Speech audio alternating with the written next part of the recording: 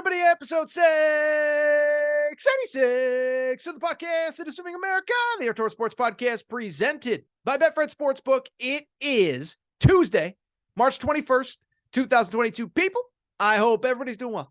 I hope everybody is having a great day. I hope everybody is ready for a quick, just rapid fire Tuesday Aaron Torres pod, and here is why.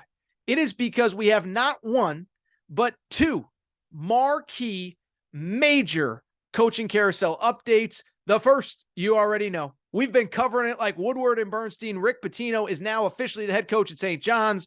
Full reaction on something that I told you was going to happen about a week ago. It becomes official. By the way, Johnny's fans, grab your Big Rick Energy t-shirts at aarontorresonline.com/merchandise. And then we'll go from there to the other big story of Monday, where Ed Cooley is leaving Providence for Georgetown. A little bit of a stunner, not totally stunning, but it is a very interesting deal overall. So we will react to the two coaching carousel pieces of news. We will get out of here. And then Wednesday or Thursday, we will have a preview of all of the weekend games. So fired up. Sweet 16 is starting soon again. Arkansas fans, UConn fans, enjoy Vegas. I will be at a wedding, because a lot of you have asked, by the way. That's why I'm bringing it up, because a lot of you have asked. Will not be there. I will be there in spirit. Before we get started, do want to make a couple quick announcements. First of all, thank you again to our presenting sponsor, Betfred Sportsbook and the Betfred Sportsbook app. I'll tell you a little bit later all the things they're doing for you this March. And I also quickly want to thank Bracket Fanatics for being the official sponsor of the Aaron Torres Pod Bracket Challenge. Been working with Bracket Fanatics for 3 years now, 3 different bracket challenges. They also did the NFL Pick'em Challenge. And what I love about Bracket Fanatics, they have anything you need bracket related, they got you covered. Different sports, they do brackets for college basketball, tennis, soccer, cricket. Oh, by the way, NFL Pick'em Challenge like we did.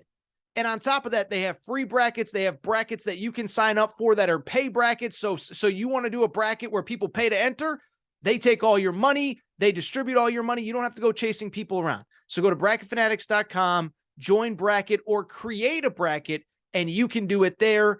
Any sport, any bracket. If your sport has a bracket, Bracket Fanatics has you covered. That said, let's get to the topic of the day. And the topic of the day, you already know what it is. It is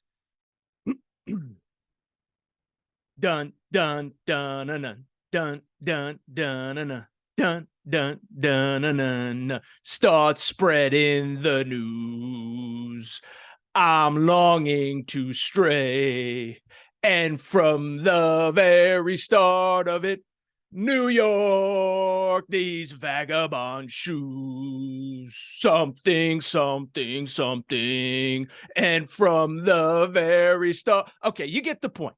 Terrible Frank Sinatra impression aside, can't play the actual song because I'd get in trouble. But what is the topic of the day? You already know. It comes from the city of New York, which is now for at least one day the college basketball capital of the world, as a story that we have spoken about on this show forever. We basically cited the great philosopher LeVar Ball, who said, "Speak it into existence, baby." That is right. Rick Pitino on Monday officially became the head coach of St. John's basketball. It is a story we've talked about maybe more on this podcast than anywhere. I think I was ahead of this. It is official, and all I could say is this.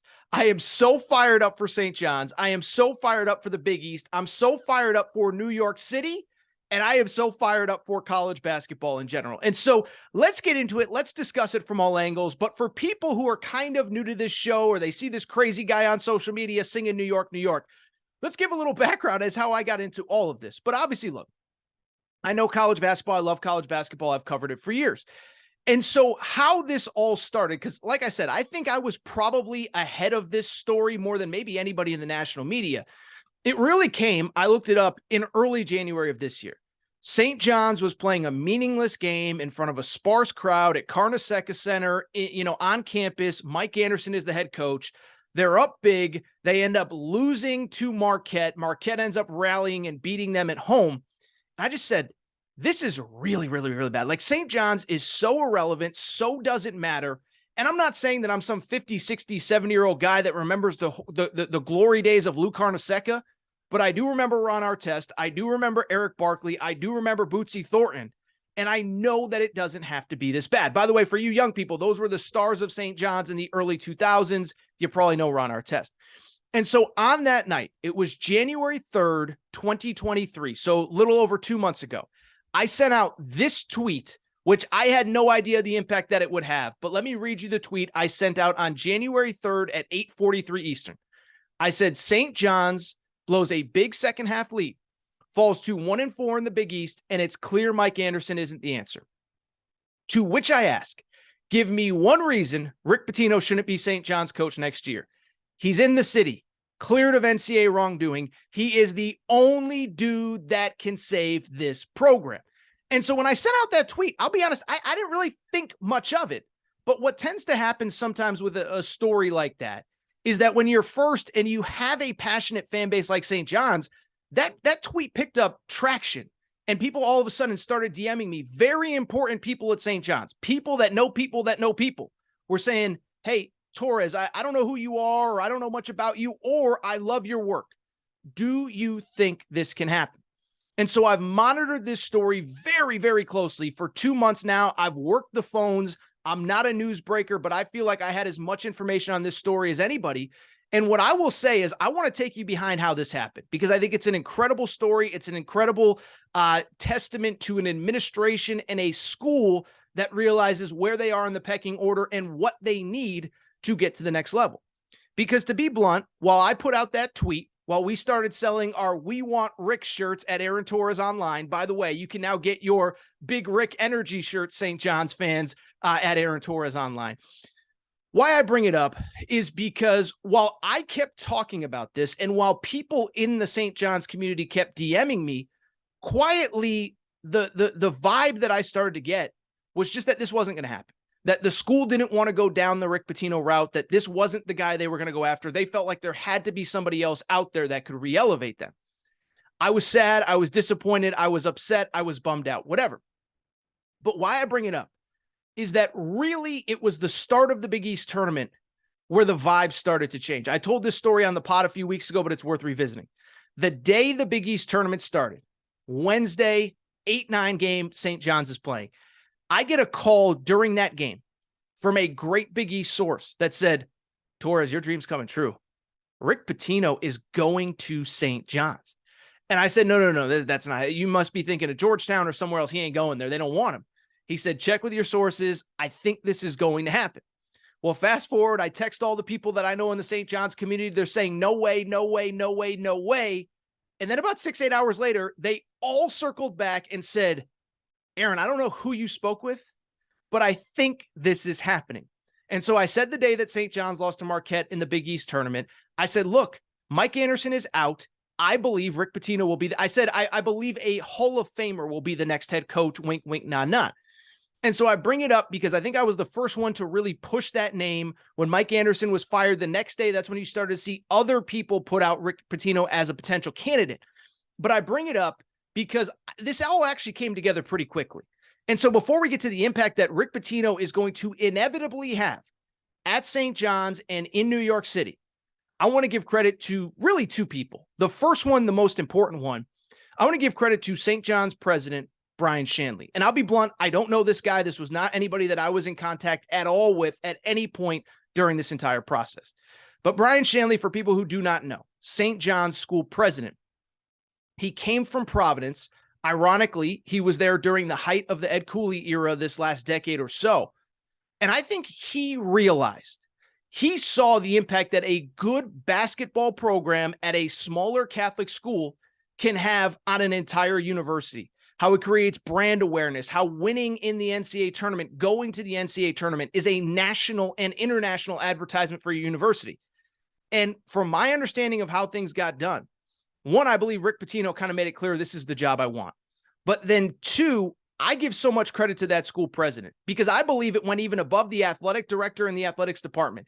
If the president did not sign off on this, if the president didn't push it himself, I'm not sure that this happened. So credit to Brian Shanley because he basically sat there and said what I told you a few weeks ago.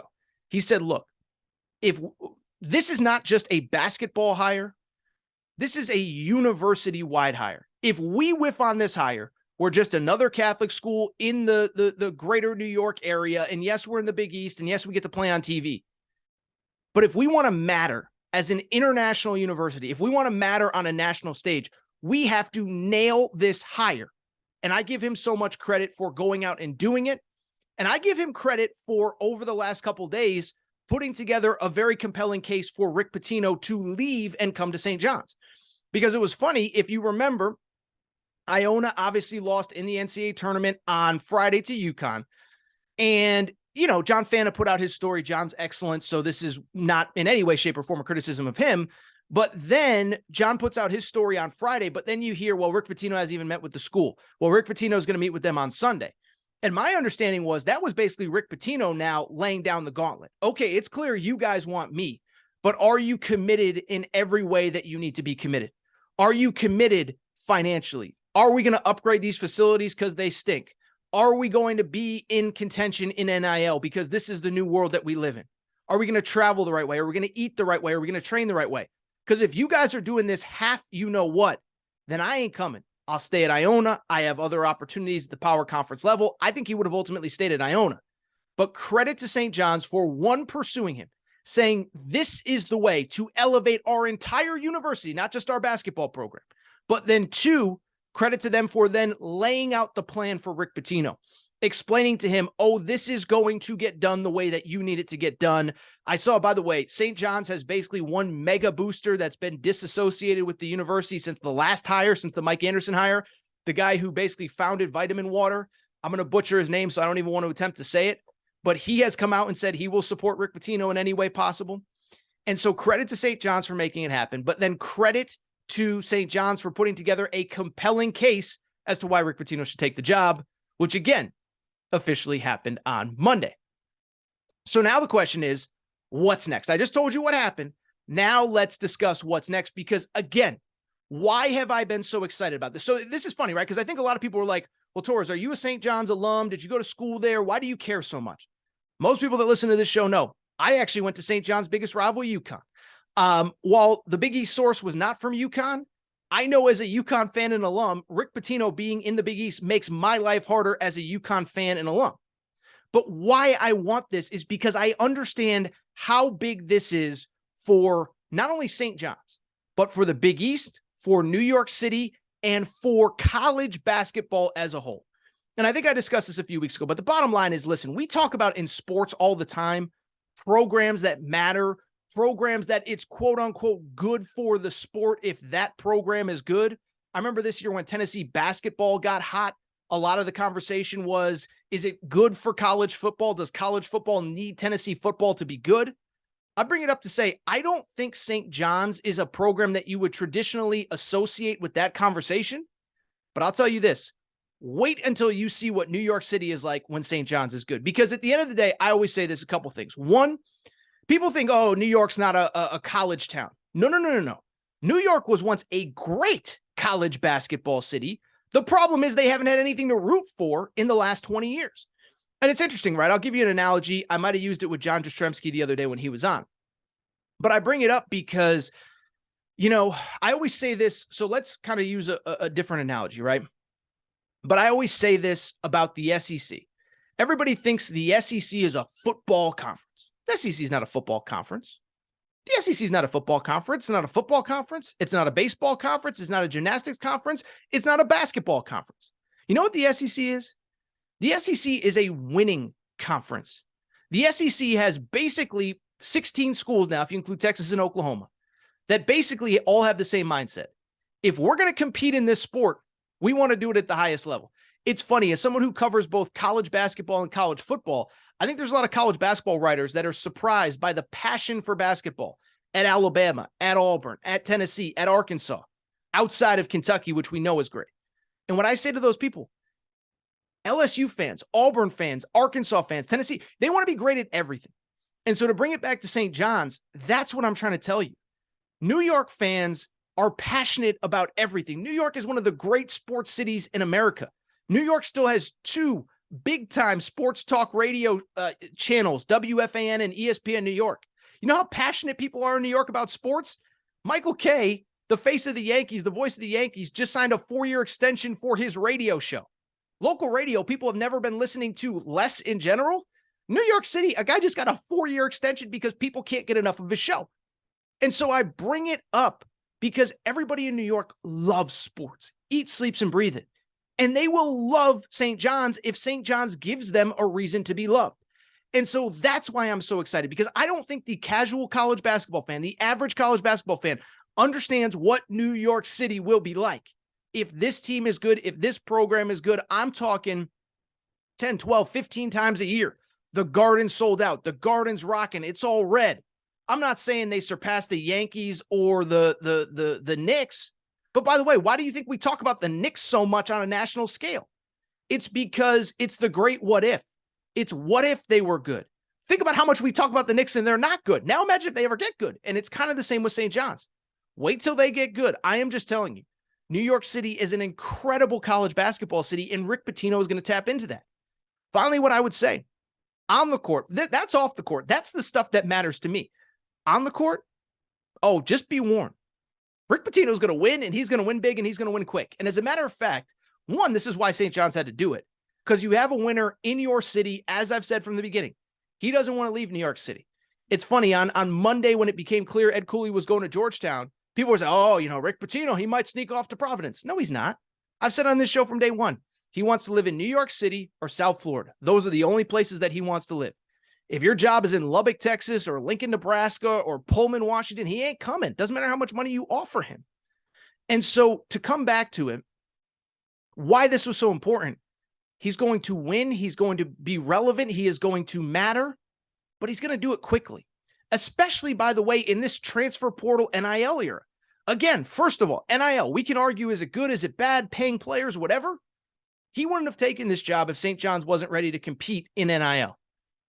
Beyond that, in the transfer portal, you can flip a roster really quick. Kansas State, Jerome Tang, year one in the Sweet 16. 2 players from last year's team still on this roster from a year ago. Jerome Tang flipped it overnight. By the way, Dennis Gates at Missouri brought a bunch of guys with him from Cleveland State. So Rick Pitino is going to have NIL money. He's going to have the portal at his disposal, and he can bring some players from Iona if he thinks they're good enough. By the way, I'd say this too. I hear this big narrative about, high school players in New York don't stay in New York anymore. Really? Look at the top 10 recruits this year. DJ Wagner, Greater New York area. Aaron Bradshaw, Greater New York area. Camden, New Jersey. They're going to Kentucky. In 3 years, might they have considered St. John's? Probably. Mackenzie and Bako going to Duke. In a year or two, if Rick Pitino had been at St. John's, would he have considered St. John's? Probably. Go on and on down the list. Number 2 prospect in the class of 2024, Ian Jackson, committed to North Carolina. Would he have considered St. John's? Probably. And so I could go on and on. But the point I'm trying to make, this guy is going to win. He's going to win big, and he's going to win now. Now, how is it going to look? I don't know. I think in the transfer portal era, Rick Pitino's never been a one-and-done guy. But I think in the transfer portal era, it's going to be quick. It's going to be sudden. It's going to be urgent. Rick Pitino doesn't have 10 years to build this thing. He's going to come in. It's just going to be so much fun. I could go on and on, but I think you've gotten the point at this point.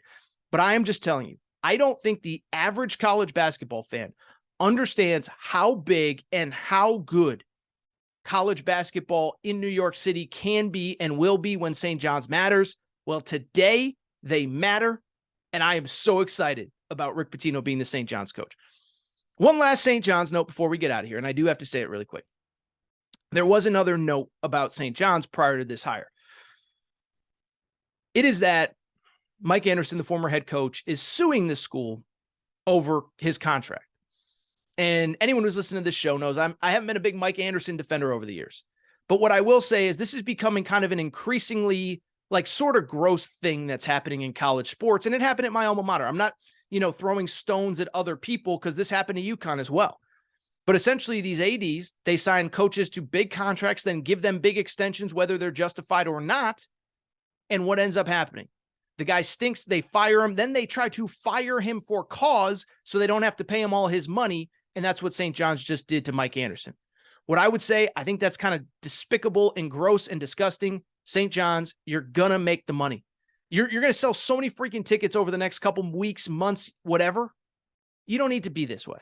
So I hope Mike Anderson gets his money. I don't like that aspect of the St. John's thing, but everything else, it goes without saying, I am so excited. Dun, dun, dun, dun, dun. Dun, dun, dun, dun, dun, dun. Start spreading the news. Okay, all right, no more. So what we're going to do, take a quick break, come back. We will talk about the other big coaching carousel piece of news on Monday.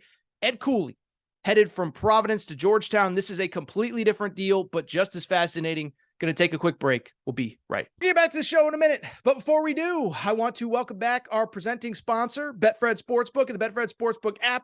It is March. You want to make wagers, and there is no better place to make them than at the Betfred Sportsbook, the presenting sponsor of the Aaron Torres pod and all things Aaron Torres media.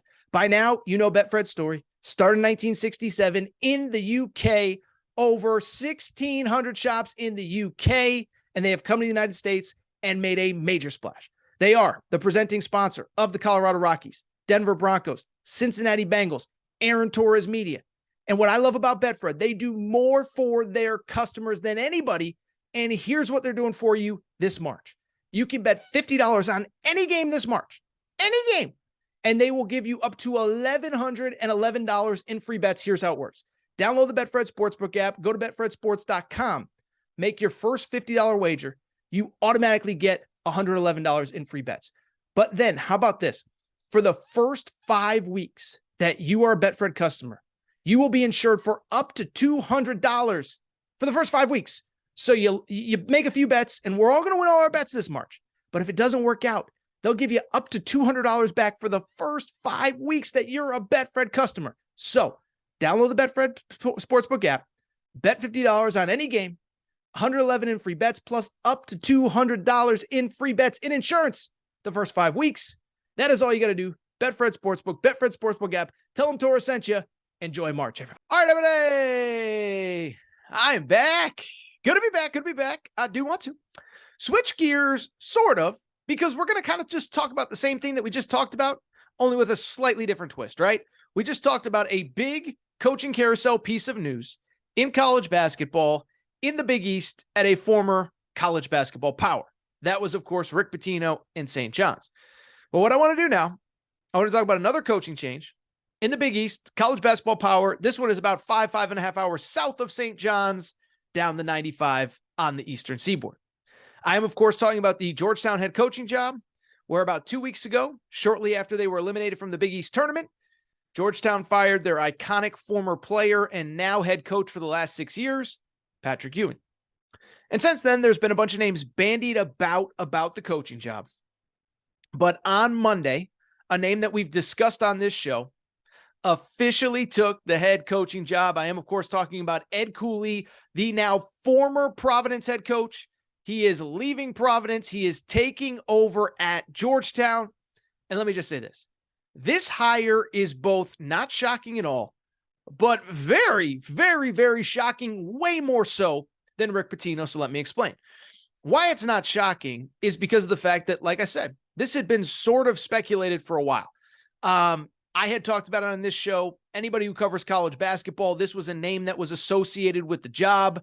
I remember the day I got the call about Rick Pitino to St. John's during the Big East tournament. The same person said, oh, by the way, I think Cooley's the number one candidate and would take the job if offered at Georgetown. So I bring it up to say this had been bandied about for a while. The Georgetown job had been open for a while. And Ed Cooley really did nothing to deny his interest in this job. I think most of you know they opened the NCAA tournament against Kentucky.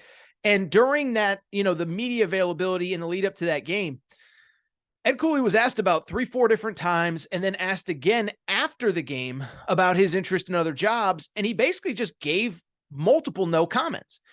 And to me, that's, sometimes you could say a lot by not saying anything at all. And if Ed Cooley wasn't leaving Providence, if Ed Cooley had zero interest in any other job other than Providence, I think there's a way to say that without taking away from your team or even without taking away from leverage from a new contract, right? And so the fact that he kept not giving out non-denials in interest in other jobs, I remember thinking after they lost to Kentucky, I said, if he's not really interested in this Georgetown job, then he kind of just tanked the second half of the season because they have not been the same team the last 2-3 weeks of the year. So that's why it's not surprising. But to me, here is why this job and this movement is surprising. It's because this, to me, was a lot different than the Rick Pitino situation at St. John's. With Rick Pitino and St. John's, it was a clear step up for Rick Pitino. And really what that job came down to was, is St. John's going to offer me being Rick Pitino, what I want, or are they not? If they're not, then I stay at Iona or I look for other opportunities. But if they offer what I want, it's really not a tough decision. For Ed Cooley, I think this was a very tough decision for a few reasons.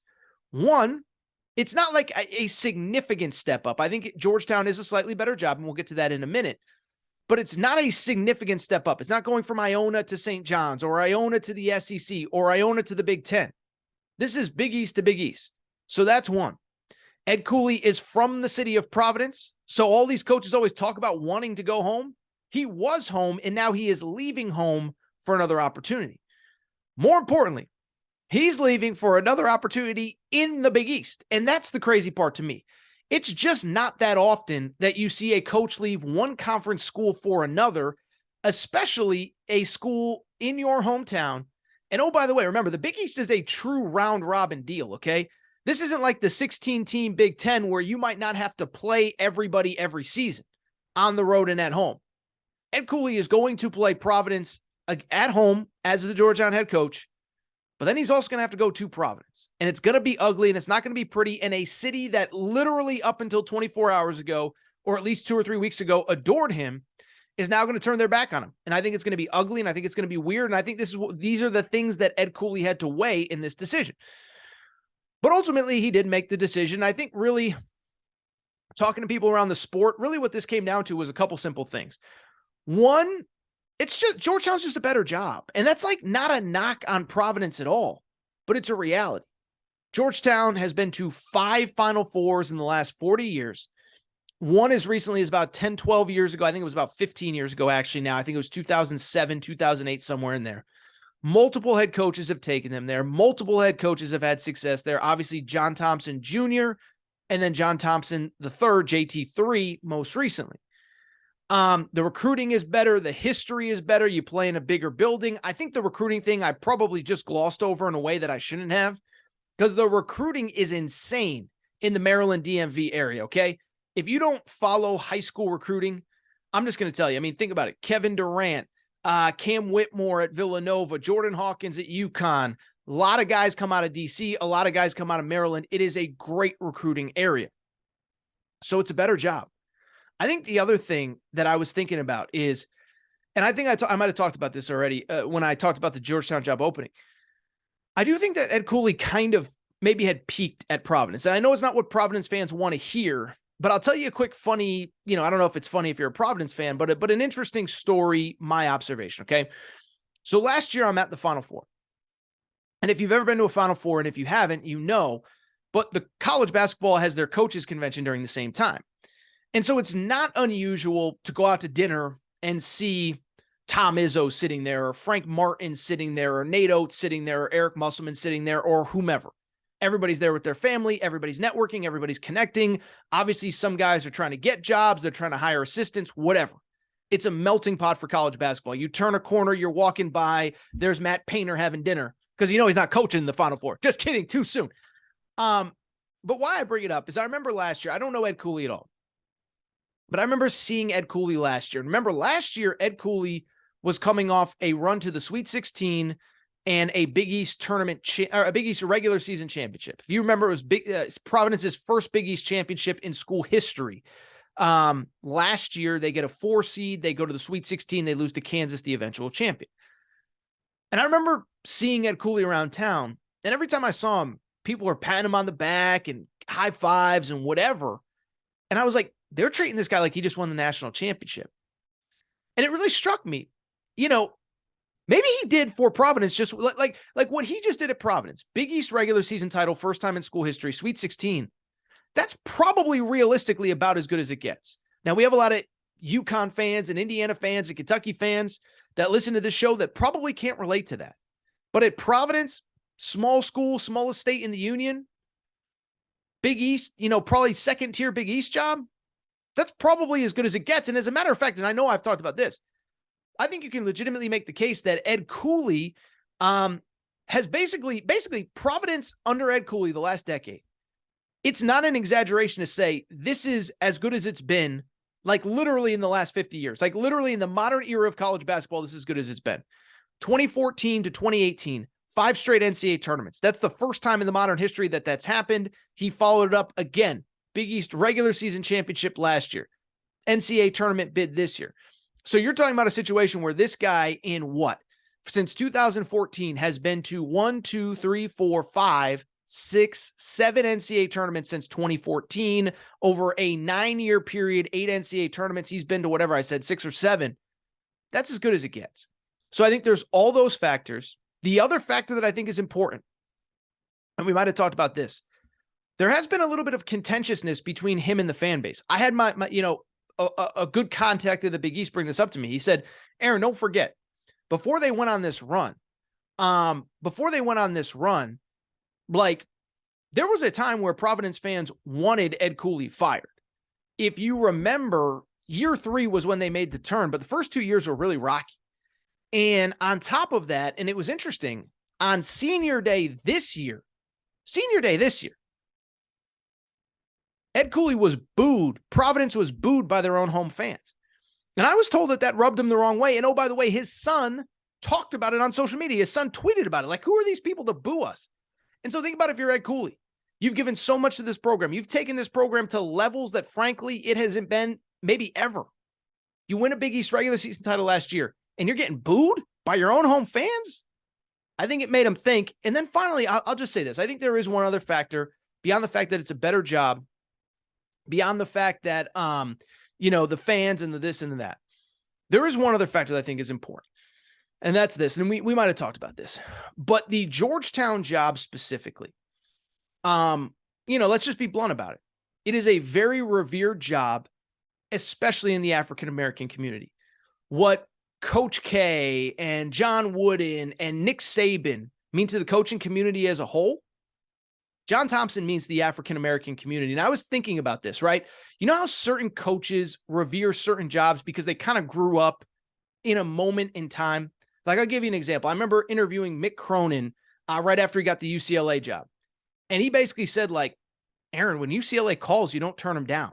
I've said it before. John Calipari, I asked him one time when I wrote my book, why did you say you were at Memphis, you had it rolling? He goes, Aaron, when Kentucky calls, you don't turn it down. And so for African-American men of Ed Cooley's age, Ed Cooley is 53 years old. So I looked this up. Georgetown won a national championship in 1984 with Patrick Ewing. Ed Cooley would have been 15 years old at that point. He was probably just coming into his own as a basketball player in his own right, as somebody that was watching college basketball, consuming college basketball. And again, what John Thompson meant, what John Thompson stood for, that resonates with African-American coaches. Think about when John Thompson passed away, all the African-American coaches wearing the towel over their shoulder in honor of him. And so I think that all played a factor. And that all leads to today, where Ed Cooley is officially your Georgetown head coach. Now, I think the interesting part and the fun part is what's next, because this is a program that can go to a Final Four with the right coach, with the right situation. And I'll be curious to see if he can be the guy to do it. Because if you can get Providence to 5 straight NCAA tournaments, I think you could probably, honestly, have, really high level success at Georgetown. What'll be interesting to me is a few things. One, again, this is the transfer portal era. And it's interesting. You look at all of these jobs. I don't know if any of these coaches leave any good job if it isn't in the transfer portal era. I've talked about it before. Everybody talks about Lincoln Riley. Remember Lincoln Riley? And he left Oklahoma, and everybody said, oh, it's because of the SEC. He doesn't want to go to the SEC. I said, I think that's probably right. But if Lincoln Riley, if this wasn't the transfer portal era, does Lincoln Riley leave Oklahoma for USC? If he can't flip his roster overnight, does he leave Oklahoma for USC? I don't know that he does. Same with Brian Kelly from LSU from Notre Dame to LSU. Does he leave? I don't know. But you can, and that's what's interesting to me about this gig. Ed Cooley can literally just bring his whole roster from Providence if he wants to. Now, I don't know if all those guys want to go. I don't know who he wants to keep and who he doesn't. But if he wants to bring all his guys with eligibility, all he's got to do is say, son, get in the portal, call me, or I'll call you. That's all you got to do. So you add that in with the recruiting base that is in Washington, D.C., it's phenomenal. Again, Jordan Hawkins, UConn star from the D.C. area. Cam Whitmore, star freshman, Villanova from the D.C. area. And that to me is what's going to be very interesting going forward is Kevin Willard is now at Maryland. He's going to be good. Ed Cooley is now at Georgetown. He's going to be good. Those recruiting wars in the D.C. area, in Virginia, in Maryland, it is going to be fascinating to watch. I'll tell you what, I think it's going to hurt a lot of other programs as well. Look at a program like Villanova. Villanova had basically their ascent as a program directly coincides with Georgetown and Maryland both falling apart. And you look at who they built the program with. Josh Hart, D.C. area kid. Dante DiVincenzo's from Delaware. Brandon Slater on this year's roster. Justin Moore on this year's roster. Cam Whitmore on this year's roster. All those guys are from the D.C. area. Now what happens if 3 of those guys end up going to Georgetown and 1 to Maryland? All of a sudden, that Final Four caliber team you have at Villanova, it's going to be at Georgetown now. And so that's the fascinating part to watch. But do I think he can build a winner just like I think Rick Pitino can build a winner? Absolutely. And I think he's in some ways got an easier path. Great recruiting base. But again, he can just bring most of his roster from Providence if he wants. Bryce Hopkins can be a Georgetown Hoya tomorrow if he wants to be. So these are all things to watch. But like Rick Pitino, I'll just say this. I think it's good for the Big East, and I think it's good for college basketball. I think it'll be really interesting to see what happens if he can reinvigorate that program, if he can get the city behind the Georgetown Hoyas. Good for college basketball, good for the Big East. But now what's also interesting, what happens next at Providence? Because, again, we can argue about a lot of stuff. What you cannot argue is Ed Cooley elevated Providence. Now, those are tough shoes to fill, but he also showed that it can be done at that school.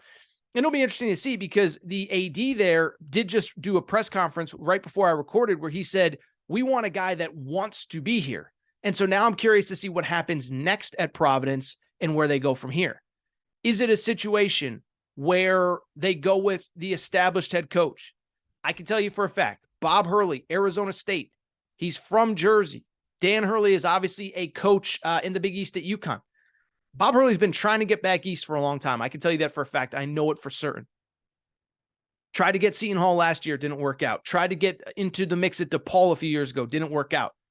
He's going to come after this job hard. I think a couple interesting names. Listen, the guy that I would call, and I have no idea if Providence will, I'd call this Tobin Anderson cat at Fairleigh Dickinson because he just took Fairleigh Dickinson from 4-22 to the NCAA tournament where they beat the number 1 seed Purdue. It's clear that guy knows what he's doing. I'd give him a call. I don't know if he'd listen. Micah Shrewsbury at Penn State, I don't think he's a viable candidate. I might have mentioned this on a previous episode. I've been told that Penn State has really put a lot of money financially into the basketball program just in the last 2 to 3 weeks. Basically, Penn State is a football school. For people who don't know, they basically have a wrestling dynasty. And so a lot of the money in the winter goes to the wrestling program, which is the number 1 team in the country, just won a 12th national championship. I think 12th straight national championship, maybe. But now that they're good at basketball, and now that they risk losing Micah Shrewsbury, I think the money's going to be there. I don't think he leaves. There's some other names I've seen. James Jones, the head coach at Yale. Yale's been good for a long time. It'll be interesting to watch. I don't know what Providence does from here, but Ed Cooley's going to Georgetown. This one's really interesting. All right, I think that's it for this episode of the Aaron Torres Sports Podcast. Another one that's a little bit quicker than the ones that we've been doing, but that's okay. It's Tuesday, in and out. We talk Pitino, we talk Cooley, and we get out of here. I want to thank everybody for listening to the Aaron Torres Sports Podcast. If you're not subscribed, please make sure to do so. Apple, Spotify, Amazon Music, Google Music, wherever you listen to podcasts, make sure you're subscribed. Also, make sure to rate and review the show. Go ahead, give us a quick 5 stars. Let us know what you like, what you don't like, all that good stuff. Make sure you're following on social media at Aaron_Torres on Twitter, at Aaron Torres Pod on Instagram, Aaron Torres Podcast Questions at gmail.com, Aaron Torres Podcast Questions at gmail.com. St. John's fans, get your Big Rick Energy t-shirts, AaronTorresOnline.com/merchandise. And I think that's it. I think that's it for today's show. Before we get out of here, I want to thank everybody. Thank you again to Betfred Sportsbook. Bet 50 on any game this weekend. Get up to $1,111 in free bets courtesy of the Betfred Sportsbook. And of course, thank you to Bracket Fanatics. All for today's show. I'm getting out of here. Time to go. Time to chill. We'll be back Wednesday, maybe Thursday, with a preview of the weekend in college hoops. Hope everybody has a great day. Oh, yeah, one more thing. Shout out to Torrin Craig. Shout out to Rachel, who hates my voice. Shout out to JJ Redick, you F-Ed. Unblock me, bro. Oh, shout out to Frank Sinatra. Dun, dun, dun, dun, dun, dun, dun, dun, dun, dun. Start spreading the news. I'll be back later this week, people.